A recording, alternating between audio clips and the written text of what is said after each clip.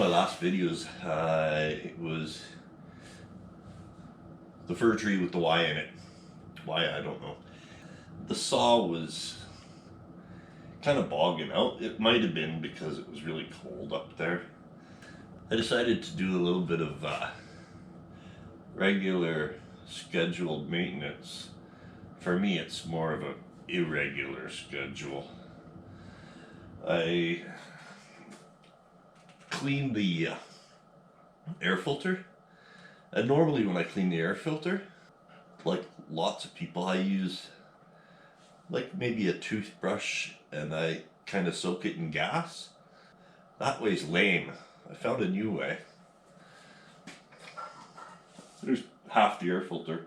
If you don't know, these Husqvarna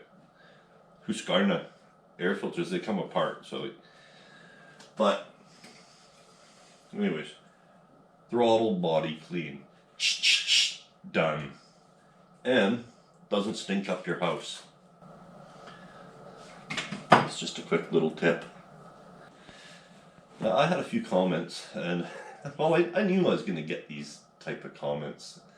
It's and understandably they're legitimate comments.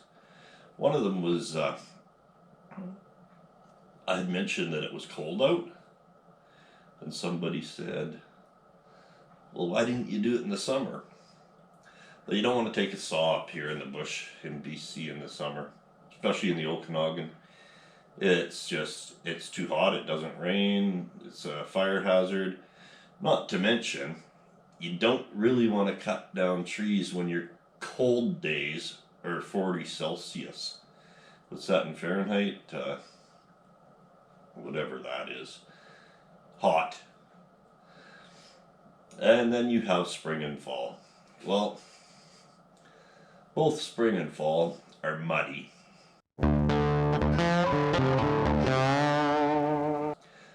And I do actually take trees in the spring and fall. It's just there's just not enough days where you have a good day and you have time. So to me, it's not a big deal taking trees in the winter. It's actually better, you know, in so many ways.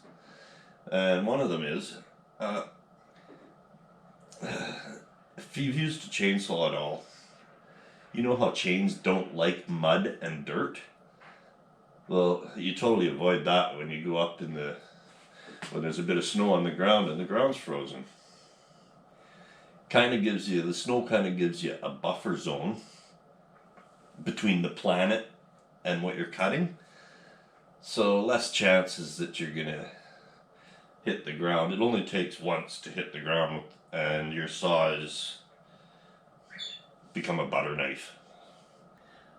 So anyways, I think it's time to go get some wood. Just put this saw back together and be gone.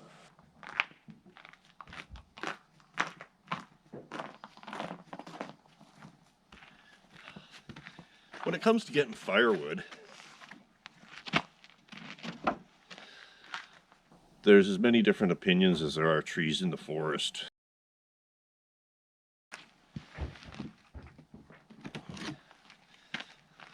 But then the only opinion that matters, or that should matter to you, is your opinion. I don't know if it's the same for you guys, but here in BC we actually have firewood rules, and we have firewood police. We've been stopped by them once. I don't think too many people actually follow these rules, but there's an APK app that you have to put on your phone, and that's a firewood permit. You used to be able to get paper permits. You would have to go to forestry and get a paper permit. It allows you personal firewood, 10 cords a year. Well,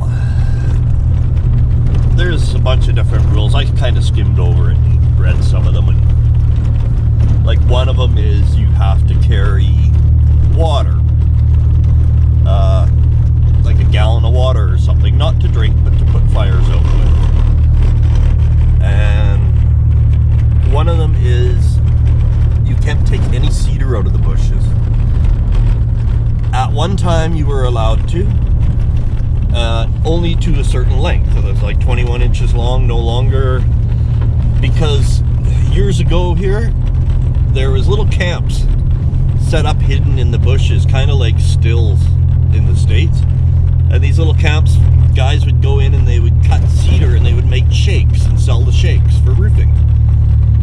So they put a stop to that. Now, all you're allowed to take out of the bushes is fallen trees or dead standing. They have to be dead no matter what.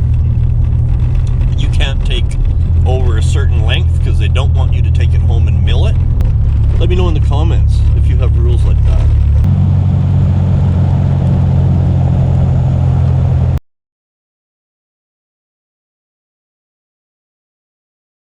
Okay, it's a small fir tree. I'll just get this other little one out of the way first, and I'll put it right out on the road. So there's people that see me taking a tree like this and they're like, he's decimating the forest. Well, this tree, the way I see it, has three purposes. One is to hinder the growth of all the other trees around it. Two is fuel for forest fires. It's dry, it's dead, it'll go up like nothing. And three is to heat my house. So we're going with option number 3.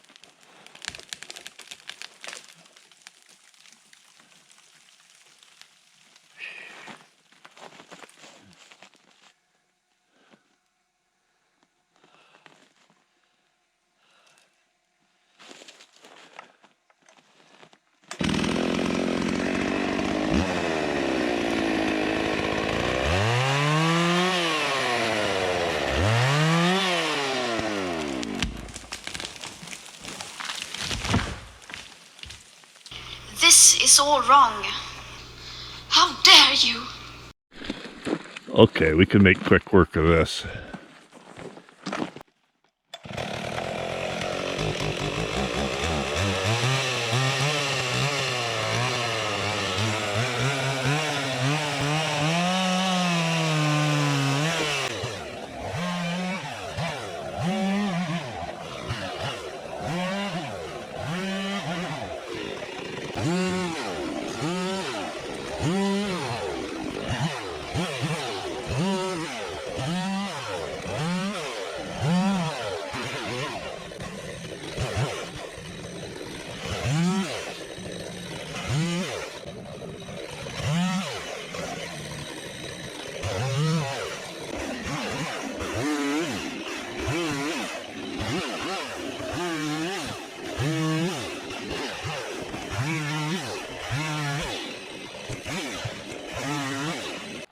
Even at -6, it becomes t-shirt weather by the end of the tree every time.